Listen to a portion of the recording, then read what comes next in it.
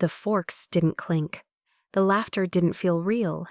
And my name hadn't been spoken for nearly 20 minutes.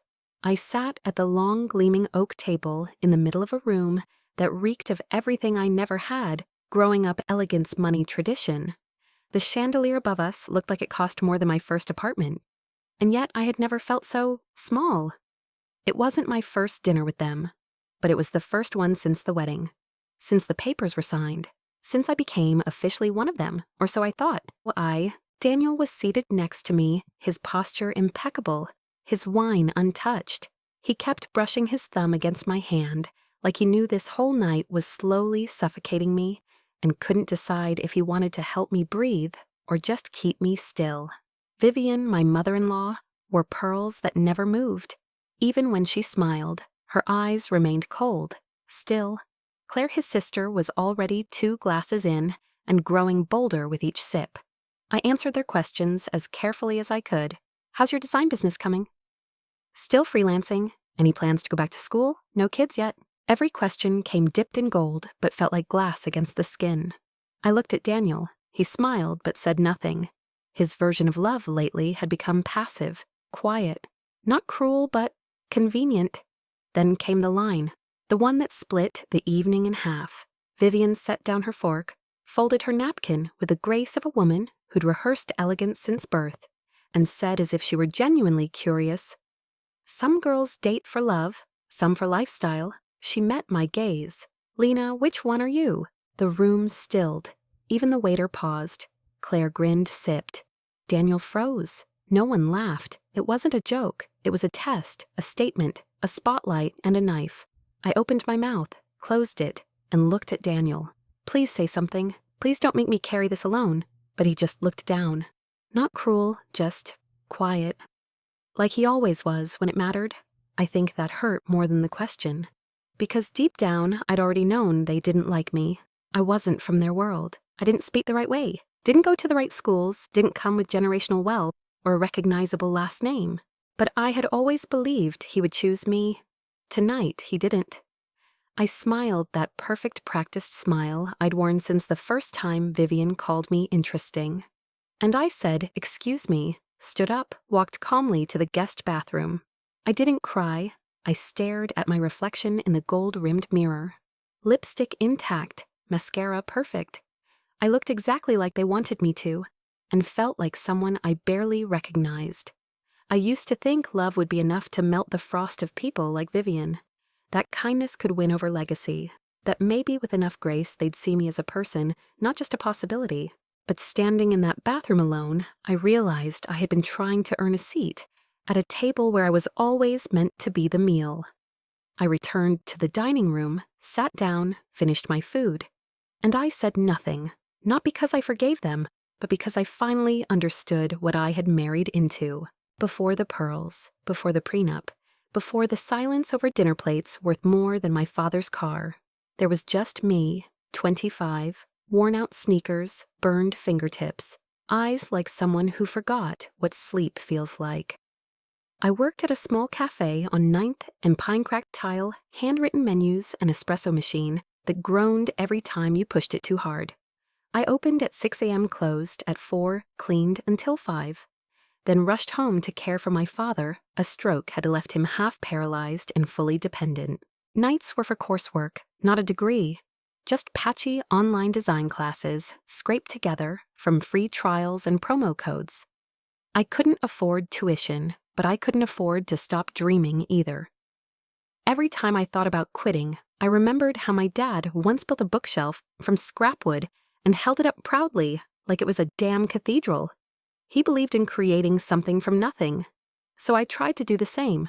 Then one rainy Tuesday night, Daniel walked in. He wasn't dazzling, just kind. No umbrella, hair soaked, sweater clinging to his arms like it didn't want to let go. He ordered a chai latte. I misspelled his name on the cup. When I called it out, he laughed and said, "First time anyone's called me Darnell." Then he reached for his wallet and froze. "Shit," he muttered, patting every pocket. I swear I had it. I was tired, so tired. But something about the way he looked genuinely sheepish, not entitled, made me wave it off. "It's fine, 1 free save per customer." He looked stunned and smiled, not the flirty kind, just relieved. "You saved me. I owe you one." He came back the next day, then the day after, always sat near the window, always asked what I was sketching when I thought no one noticed. We talked about ugly wallpaper, about overpriced chairs, about why mid-century design was overrated and how I wished every bedroom had at least one window facing east. He listened, really listened. And one day he said, "You don't just decorate space. You understand what people need from it." No one had ever said anything like that to me. I told him about my dad, about how I dropped out to take care of him, about how tired I was of explaining myself to people who thought freelance meant unemployed. He never once made me feel small. After 2 weeks, he asked me out. Not to dinner, just a walk in Balboa Park, 2 mismatched thermoses of hot chocolate, 2 hours of talking about nothing and everything. No pressure, no agenda, just air. For months, we stayed in our bubble. He never bragged, never dropped hints about wealth. He said he did real estate stuff with his family, which could mean anything from flipping duplexes to hanging ceiling fans. I didn't ask. I didn't care. He wasn't his last name. He was Daniel. Until the day he invited me over. "I just moved into a new place," he said. "Come by. I'll cook." I assumed a shared apartment, maybe a loft. What I didn't expect was valet parking, a doorman who called him Mr. Ellis, a penthouse suite with a private elevator and wine wall that looked like a museum installation. I stood at the door too long. He noticed. "You okay?" "This is yours." He shrugged. "Family's in real estate. I just use one of the units." Like he was telling me he borrowed his brother's bike. That night, he cooked pasta on a stove that cost more than my entire annual income.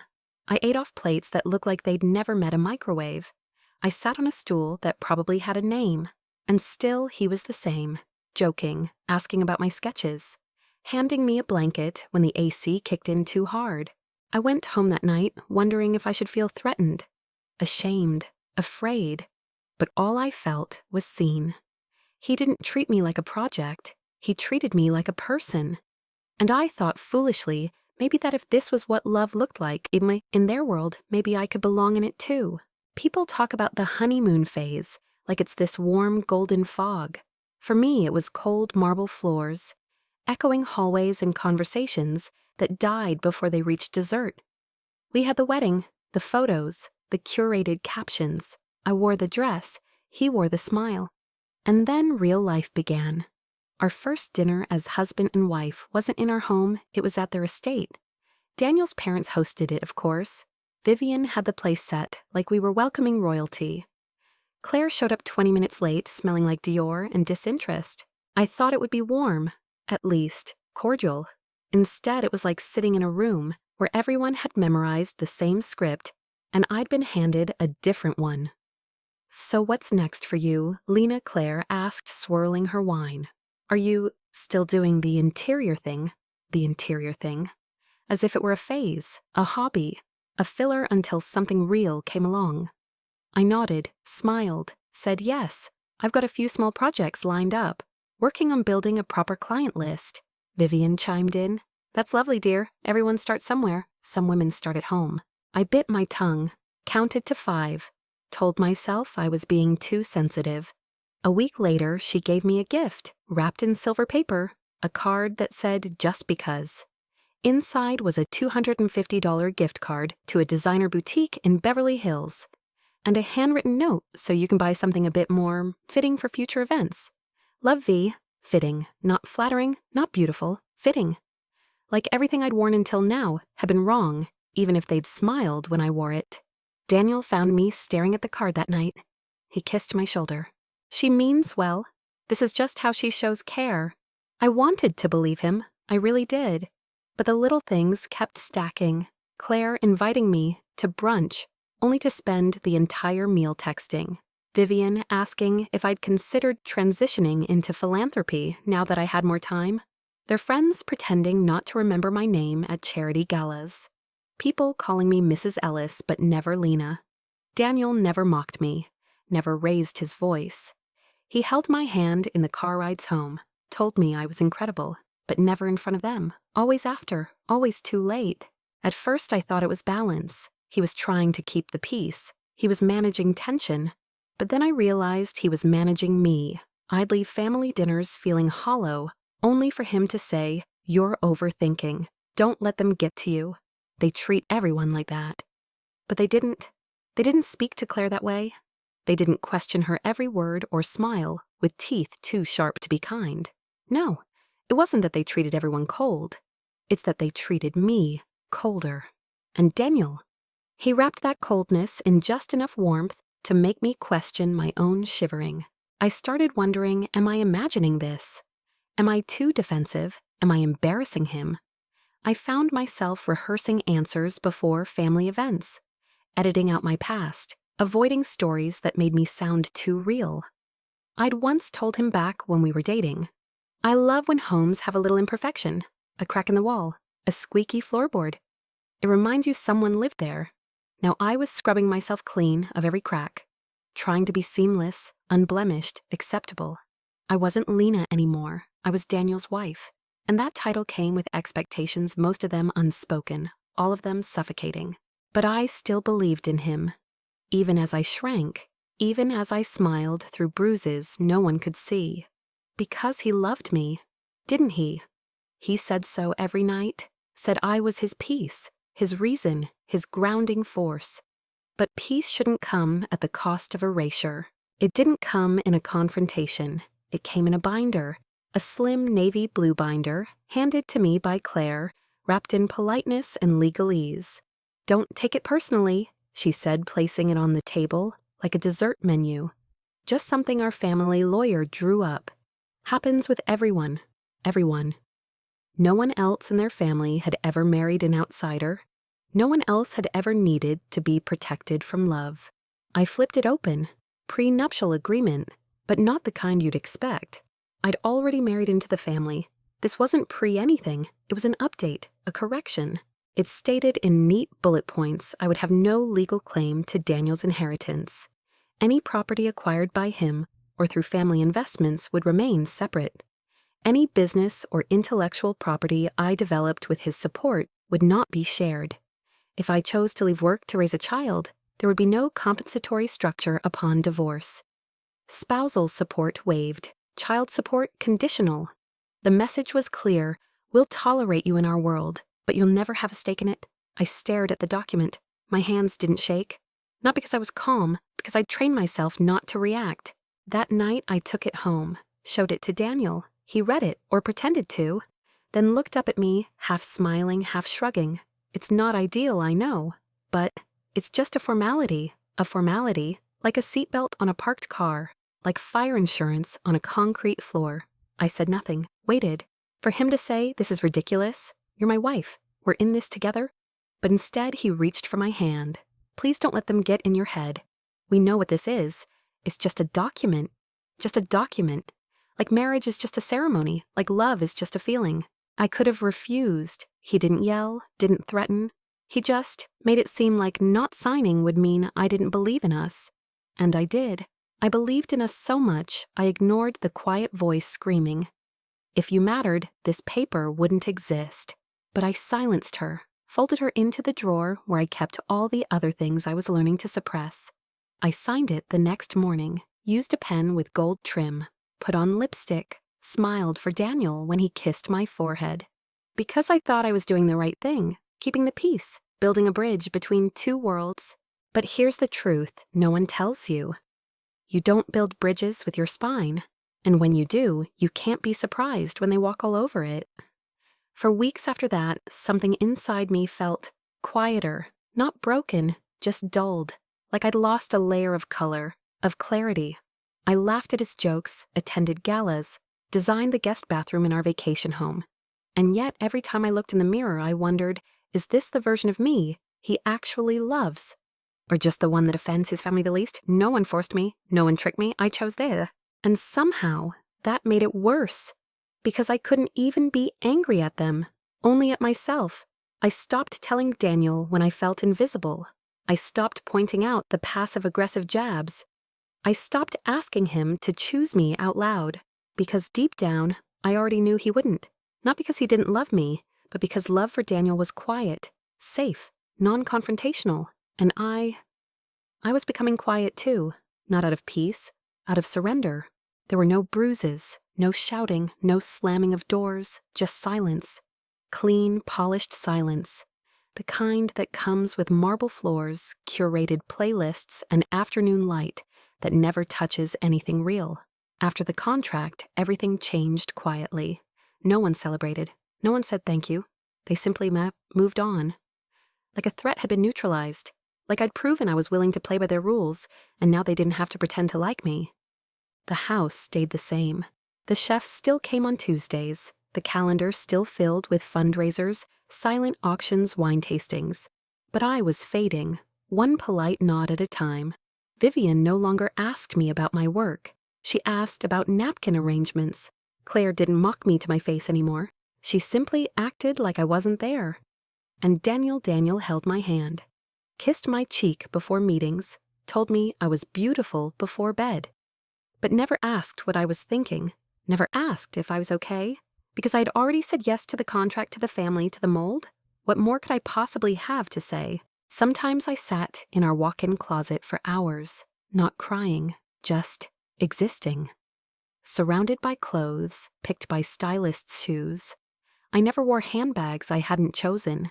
The closet was bigger than my childhood bedroom, but somehow it felt smaller, because there was no version of me in that house that felt real anymore.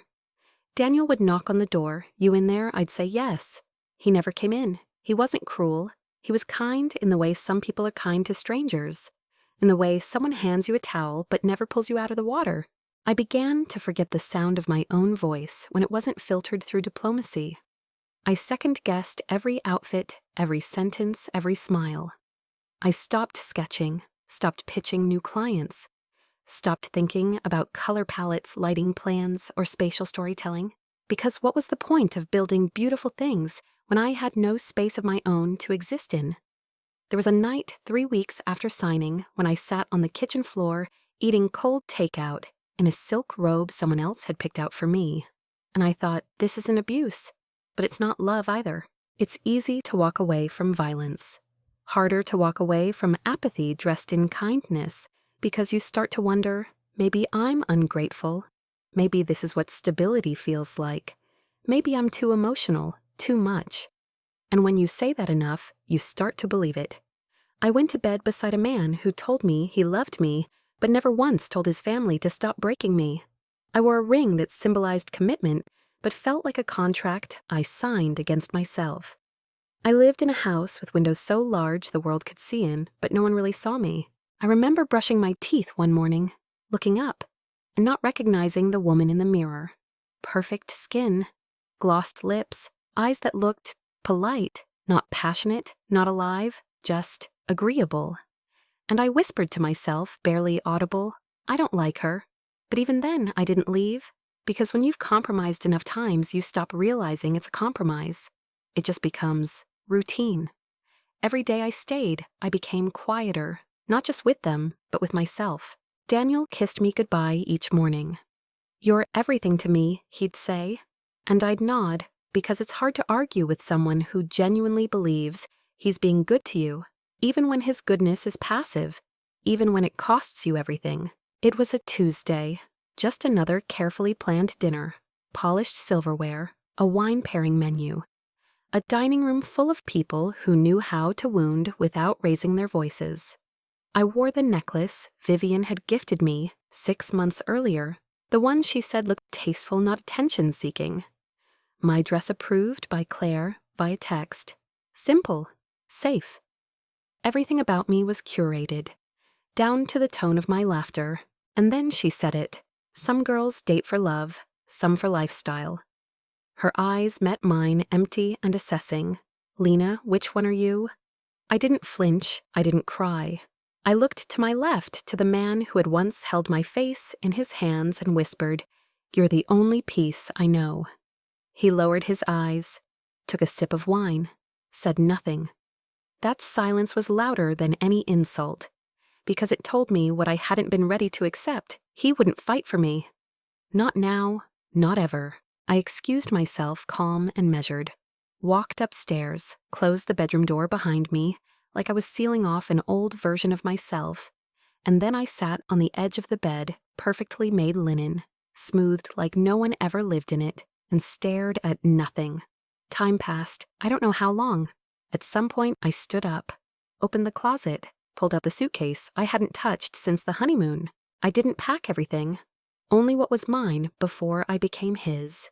3 pairs of jeans, a stack of soft t-shirts, my old laptop, a sketchbook with dog-eared pages and coffee stains. The only version of myself that still felt real. I left the jewelry, the designer bags, the invitations to charity luncheons, the titles, and the ring. I placed it on the nightstand. No note, no ceremony, just on the end. Daniel came upstairs after midnight, found me zipping the suitcase. He didn't yell, didn't ask why, just stood there, eyes wide, unsure. Lena, I didn't look at him. Please don't make this about tonight, he said, soft defensive. She didn't mean it that way. You know how she is. I finally turned, looked him straight in the eye. No, Daniel, I know how you are. He stepped closer. We can fix this, whatever this is. I smiled, not bitter, not angry, just tired. The problem isn't dinner. It's that I've been starving, and you watched me pretend to be full. He didn't speak again. Maybe because he knew deep down that no apology would be enough. Not after everything he let happen, not after everything he didn't do. I rolled the suitcase to the front door. He followed me barefoot on hardwood, didn't ask me to stay, didn't say goodbye. Just stood there, hands limp at his sides, watching me walk away from the life we built on silence. The car I'd called was waiting. The driver offered to help with my bag. I shook my head. I needed to feel the weight. As the car pulled out of the gated driveway, I didn't cry. I watched the streetlights flicker past, watched the version of me I had played for so long drift into the rear view. And somewhere between 2 turns, I whispered to the woman I used to be, I chose him. Every single time. But tonight, I choose me. There were no tears, no rage, only breath. For the first time in months, I could hear my own breathing. And I thought, so this is what freedom sounds like. The apartment smelled like salt and dust. It was barely 40 square meters. The floor creaked, the bathroom tiles were cracked. The kitchen sink leaked just a little, just enough to remind me every day that no one else was responsible for fixing my life anymore. It was mine, rented in my name, paid in full 6 months upfront from the freelance fund I'd kept quiet about for over a year. $15,000. Earned from design jobs I took on while pretending to be a full-time housewife. They thought I was napping between yoga classes. I was emailing clients under fake names. I was billing by the hour and hiding the invoices in folders titled tax. I moved in with 2 suitcases, a coffee maker, my old laptop, and a folding table I found on Facebook Marketplace. No velvet dining chairs, no hand-picked silver, just a space that didn't require me to shrink. The first night, I couldn't sleep. Not because it was noisy, but because for the first time, no one was watching. No curated dinners, no fixed smiles, no tightrope to walk between graceful and grateful, just air. And silence, the good kind. I woke up the next morning at 6 a.m., made instant coffee, sat cross-legged on the floor, opened my laptop, and stared at the blank screen of my portfolio. I hadn't touched it in months. I barely recognized the name on the header Lena West Designs. It felt like someone else's life, but I wasn't going back. So I started over. I built a new website using a free template. No About Me page, no grand mission statement. Just pictures of spaces I'd helped fix, Airbnb rooms, yoga studios, therapy offices that couldn't afford a full redesign. My first project in the new city was for a woman named Hannah. She ran a crystal shop and needed calming corners for customers. I quoted her too low, way too low. She said yes, paid in cash. Tipped me with 2 amethyst stones. I took them. By week 3, I'd picked up 2 more jobs, a small cafe rebrand. A couple who wanted their guest room turned into a nursery. The work was chaotic. Clients changed their minds. People ghosted. One couple canceled the day before. Install didn't pay a cent. I cried that night, alone on my tiny sofa, eating cold noodles and trying to decide if I'd just made the worst mistake of my life. But then I looked around at the scratched floor, the uneven blinds, the pile of receipts on the floor, and I thought, no one can take this from me. When I failed, it was my failure. When I succeeded, even just a little, it was my win. There was no inherited power, no Ellis last name backing me. Just me, just Lena. And honestly, that was terrifying and thrilling. Some nights I'd wake up panicked, convinced I'd run out of money. Other nights I'd dream I was back in the mansion and wake up drenched in sweat. There was one night I stood in the kitchen holding a wine glass I couldn't afford to break, thinking, what if they were right? What if I was a fool? What if I walked away from a life most people would kill for? And then I'd remember what it felt like to be surrounded by people who smiled at you like you were an infestation in their gallery. And I'd whisper I'd rather build something cracked than live in a castle that made me invisible. By month 2, I had repeat clients. By month 3, a cafe posted my design on Instagram and tagged me. New followers, 2 new inquiries. One person messaged, "Are you taking on small apartment consultations? I love your style." It wasn't an empire, not yet, but it was a beginning. And every blueprint, every invoice, every coffee-fueled night felt like a brick I was laying in the foundation of something that would be mine. Wholly, undeniably, unapologetically mine.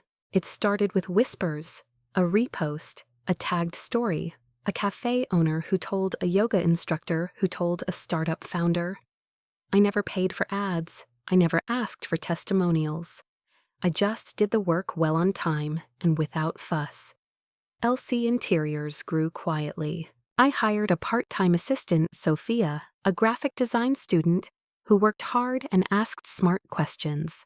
We worked from my tiny apartment at first, then a shared co-working space near the marina. No neon signs, no boss babe energy. Just long days, honest deliverables, and clean design. I said no to jobs that didn't feel right. Said yes to ones that scared me. And somewhere along the line, I realized I had stopped surviving. I was building, not a brand, not a trend, a business, a reputation. One morning, just over a year after I left Daniel, I got an email with the subject line, Palm Springs Model Units, Commercial Interiors Proposal Request. It was from a company called Hawthorne Ridge Holdings, a real estate investment firm I'd never heard of. They wanted a local independent design team to lead the aesthetic concept and execution for a set of luxury condos targeting remote working professionals. At first I thought it was a mistake. I almost deleted it. But Sophia Googled them eyes wide. They're real, big real, multiple state portfolios. If we land this, we submitted the proposal, minimalist, modern with warmth, optimized for light mood and human flow. 3 days later, we were shortlisted. A week later, we were hired. There was no red flag. No signature clue that told me who sat behind the curtain. Just a contract, a non-disclosure agreement, and a project timeline that would make or break our studio. We dove in. 6 weeks in, we'd finalized materials, furniture curation, digital walkthroughs, mood boards printed and mounted on foam core. The client requested a presentation in-person full team review at their downtown boardroom. I wore black, not for drama, for clarity. We arrived early, set up the boards. Sophia lined up swatches on the table. I was walking through the lighting plan when the door opened, and I heard it before I saw them. Claire's voice, laughing. Vivian's tone, low and firm. Then the click of heels, the scent of her perfume. A presence that used to make my spine shrink on instinct. I turned. Claire Ellis, Vivian Ellis, both in tailored suits. Both stepping into the room as if it were theirs. And then they saw me. Vivian's eyes widened, not in shock. In calculation, like she was trying to process how I ended up here. Claire stopped mid-sentence. She didn't even mask it. Just one word. Flat. Sharp. Disbelief, wrapped in silk. I smiled. "Good afternoon. I'm Lena, lead designer at LC Interiors. We're thrilled to walk you through the final concept today." Silence. You could hear a swatch fall. Vivian recovered first. "I wasn't aware you were involved." I nodded politely. That tends to happen when work speaks louder than introductions. I didn't flinch, didn't shrink. I walked them through every panel, every material, every texture. I used their language, their standards, their metrics, and then I used mine. Human flow, emotional texture. The feeling of coming home to a space that doesn't judge you. Claire sat stiff. Vivian kept adjusting her bracelet. When I finished, I asked any questions. Vivian opened her mouth, closed it. Claire said nothing. The project manager from Hawthorne Ridge, a man who'd never met me before, smiled. Excellent presentation. We're excited to move forward. And that was it. No apology, no recognition speech. Just a woman they thought they erased standing in front of them, undeniable. The message came at 7:48 p.m. Simple, unemotional. It's Daniel. Can we talk? I stared at it for a long time, not because I didn't know how to answer, but because I didn't feel anything. No tightness in my chest, no rush of adrenaline. Just stillness, the kind that comes from knowing you've already turned the page. I responded the next morning. One sentence, tomorrow, 10 a.m., the cafe on 9th and Pine. No heart emoji, no I miss you.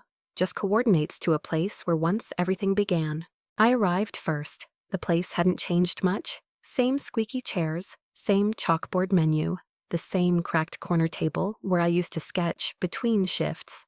I picked that table. Let the past sit with me for a moment. Then I let it go. Daniel walked in at 10:03. Hair shorter, eyes a little heavier. Still wearing a button-up too crisp for a Tuesday. But he hesitated, didn't smile right away. I think he could feel it, that something in the air between us wasn't soft anymore. It was solid. Hi, he said gently. I nodded. Hi. We sat. He didn't order anything. Silence stretched, not awkward, just real. Finally he spoke. I saw the project. A pause. You were incredible. I waited. Because praise is not the same as regret, and I didn't come for compliments. I've been thinking about everything he said, about how I handled things, about how I didn't handle things. His voice cracked at the edges. You were right. I didn't fight for you. I thought loving you was enough, but I never realized love without action is just comfort for the one giving it. I looked at him, not with anger, not with longing, just with truth. I didn't need you to fix them, Daniel. I needed you to stop letting them break me. He blinked, eyes wet now. If I could go back, I raised a hand. Don't. I wasn't being cruel. I just didn't need the fantasy.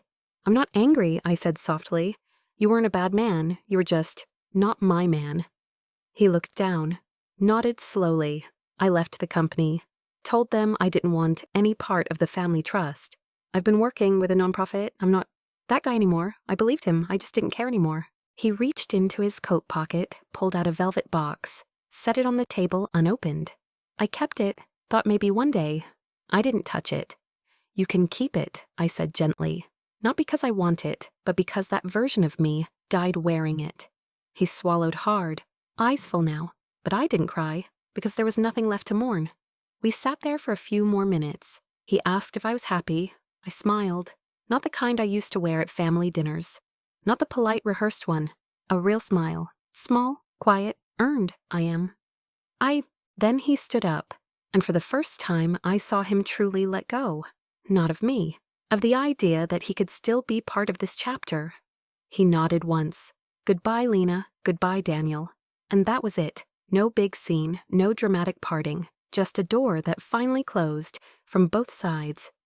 I stayed at the cafe a little longer, ordered a chai latte, sat at the window, and I realized something that stunned me. I didn't feel empty. I felt full, of space, of peace, of clarity. Sometimes closure isn't a conversation. It's a moment when you see the person you once cried over and feel nothing but calm. The house wasn't big.